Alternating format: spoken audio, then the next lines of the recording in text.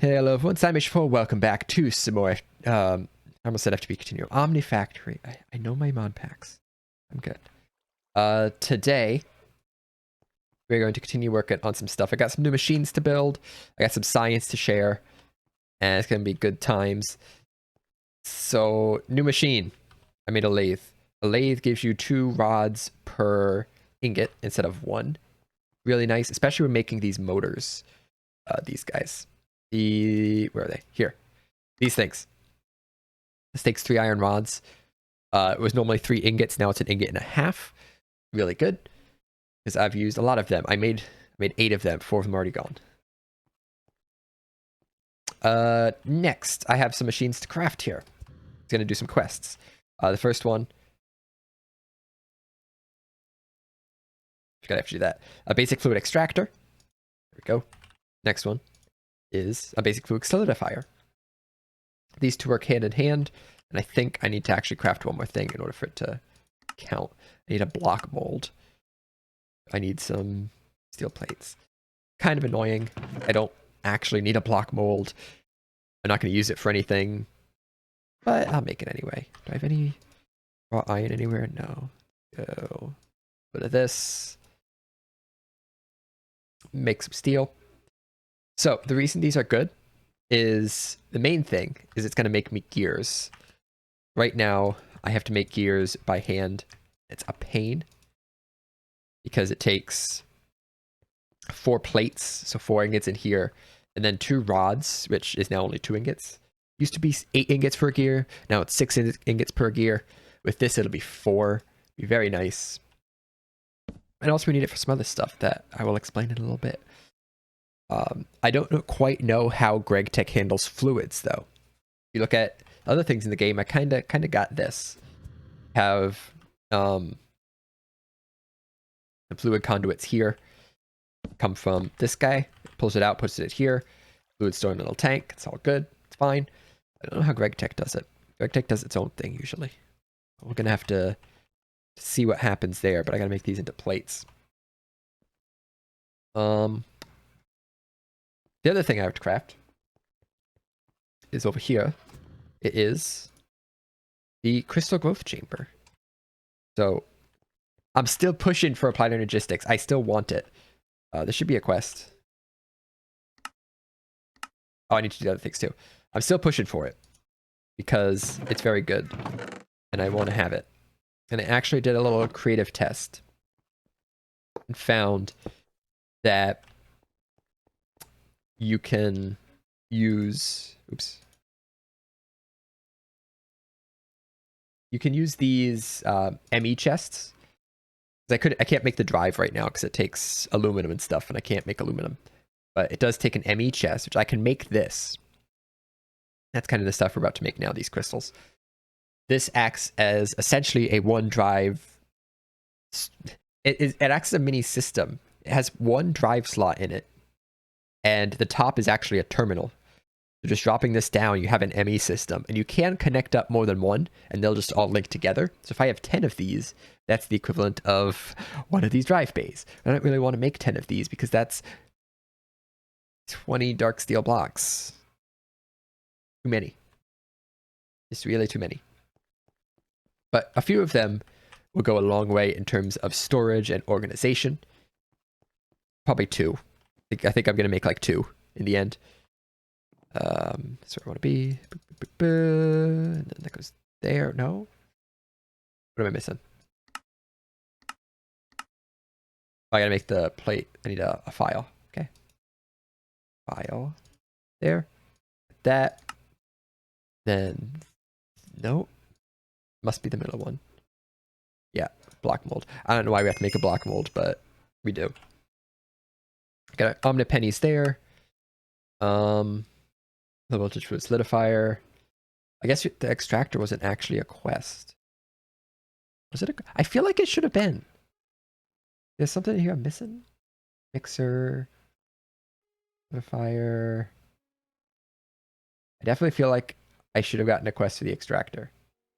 Ooh, ender pump and ender tanks. Interesting. Block of ender pearl. Yay. Those are expensive. snap these in here. I made a drawer to store these. It's a Fluix block framed drawer. Shows we have 4 Omni dollars and 58 Omni cents. So pretty rich. I mean, $4. That's a lot of money. So back to these. Basic fluid extractor is going to go right here. I connect it up with some not pipes, some cables. It's on.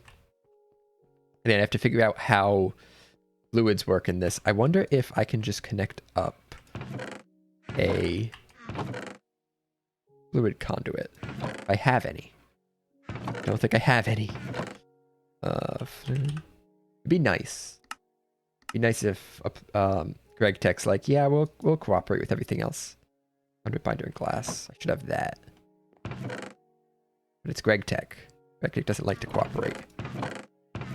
Conduit binder. Here we go. This gets this. Does this plug in? It does. But does it plug into everything? That could mean nothing if it plugs into all these. It doesn't. Okay, so this might actually work. I would like to have a little space between these two. There's the solidifier. There's the Let's run the cable first. Boop. Oh, shoot. Can I get it? You get it. Got this. Nailed it.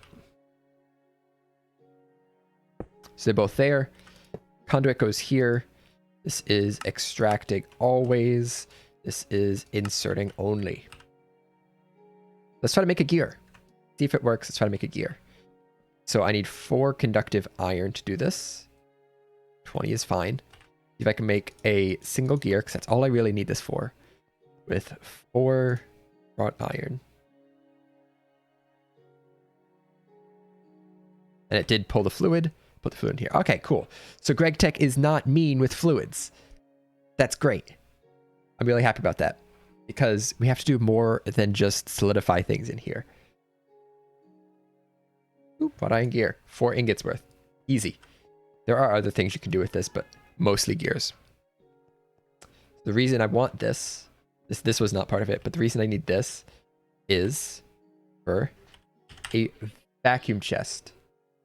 Yes. A vacuum chest.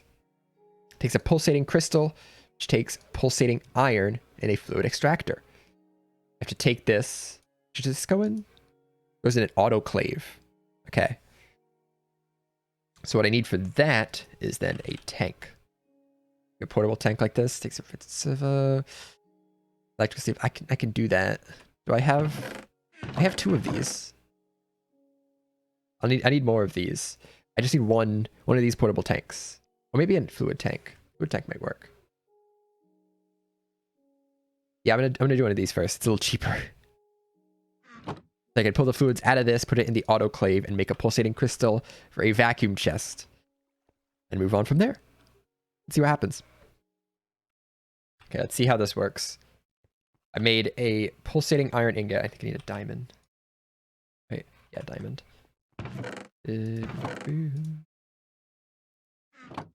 So I want to put this here. Disconnect this. I could still. I don't know how to access that side now, but whatever. Drop that in. Gonna extract it. Now in here, it's still in there. Way over here, I have to empty this of all the water somehow. I think I can do with a wrench. The wrench here. I think if I break it and replace it, it will remove all the fluids. It doesn't fly over the edge because I have lost this thing over the edge before. Looks fine. That there. The conduit here. And I want to get right there and tell it to extract. I can't. I have to hit the spot. I can't hit the spot. I'll do it sideways. Over there. Extract. Always. There it is. Drop in the diamond. And we get a pulsating crystal. with this pulsating crystal. I'm getting to what I'm using it for. Don't worry. I get there. I should be able to make a vacuum chest. Right? Right? Right? Vacuum chest. Pulls nearby items. I don't know the range in this. I kind of want to test that real quick. That's a huge range. 2, 3, 4, 5, 6 blocks every direction. That's a big range. Make a mob spawner. Because mostly experience. I need experience so I can enchant stuff. Like I want to enchant this. I don't want to enchant it with soulbound though. I've just been enchanting my tools and it's like I need more experience. The question I've still been having though is whether to use diamond or gold spikes. Gold spikes cause the mob drop experience. Diamond spikes make it drop player kill only items, which does include the solidified experience chunk things. A lot less experience, but it is some.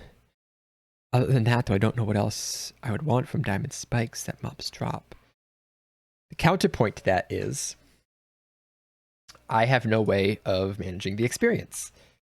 There is a vacuum for experience, an XP vacuum, but this takes a pulsating crystal. Wait, no. The experience rod takes a vibrant crystal, which takes vibrant alloy. The vibrant alloy takes a blast furnace. I don't have a blast furnace yet. We are a little bit away from making a blast furnace. But once you do that, we can have it. So if I just start out with a diamond spike or a few diamond spikes, I'll probably upgrade them to gold later, which won't make sense. But it'll work for now. Because I can handle items. I can handle items all day. I can't handle fluids yet. I think. I looked up fluid and I didn't see anything. So I'm guessing I can't do anything with fluids. Oh, logistics pipes. I forgot about those.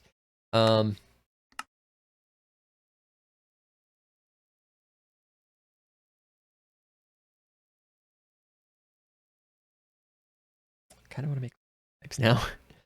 Oh, we'll look at that later. I do have a ton of fun with logistics pipes. Yeah, so mob spawner. The thing about the mob spawner is I have this torch here. It's a mega torch. And I did some testing in a creative world because there's no documentation that says what the range in this is. 64 blocks in every direction, but it's a square. So square 64 blocks. Goes down 64 blocks, but it goes up 66 blocks. Don't know why, but it does. So I have to position this somewhere so that I can cover my base, but I can have a mob spawner at least relatively close by that can spawn mobs. Has to be 64 blocks away from wherever I put this. Gotta kind of find a position and start working on it. I also need some diamond spikes, which are not cheap.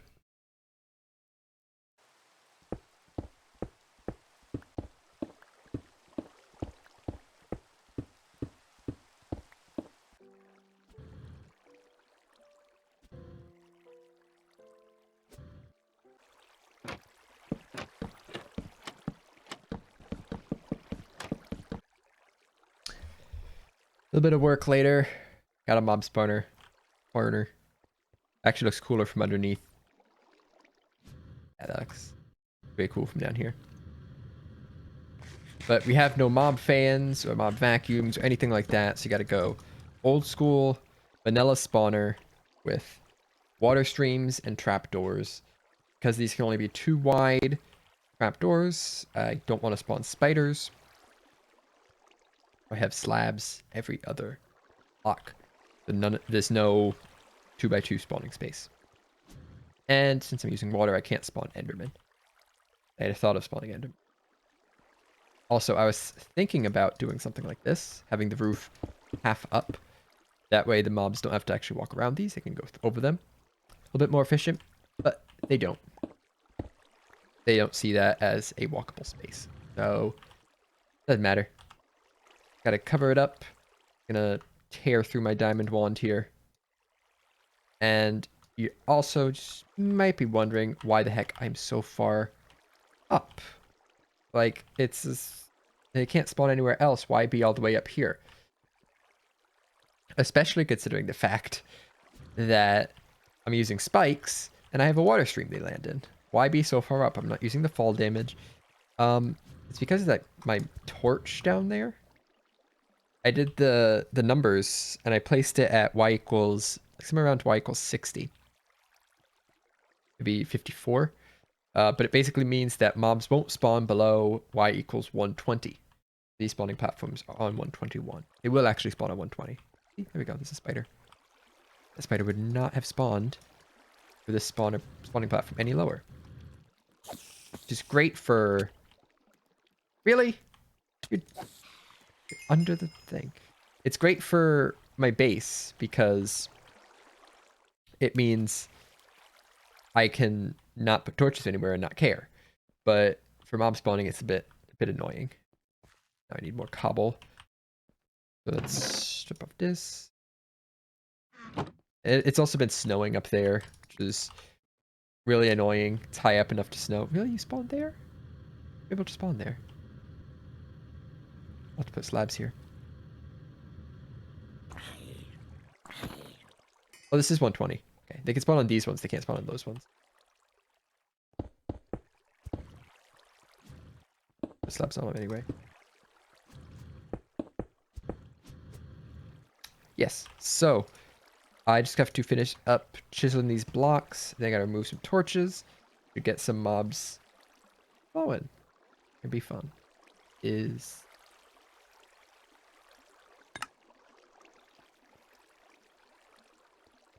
think it's time to turn it on. Yeah, I checked everything. Probably missing some stuff. See? Run and move all these torches. Should start getting spawns. I don't need a lot of mob spawns. That's not what this is for. It's for just a little trickle. And like I said, at some point I would like to upgrade this system to be more of an XP farm than a mob farm, which would just take swapping out the diamond spikes for gold spikes. Upgrading from diamond to gold makes perfect sense. So I see a creeper down there. That's it so far. Yeah, stuff spawning. And it does have to walk naturally. It's not gonna push. But there's enough funneling that it should get down here eventually. See what happens. I don't see any on the mini map anymore. Far away.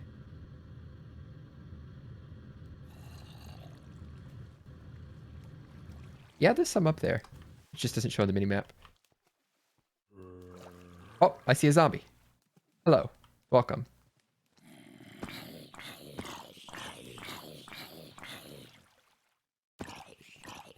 What we got in here?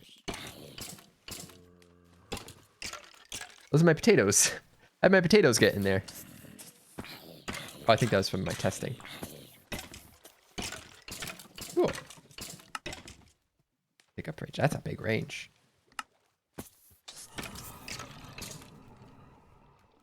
And a creepy sound. Oh, that guy's new. What did he drop? Basal's rod. That's good. I guess I get those guys spawning. Yeah, it's working.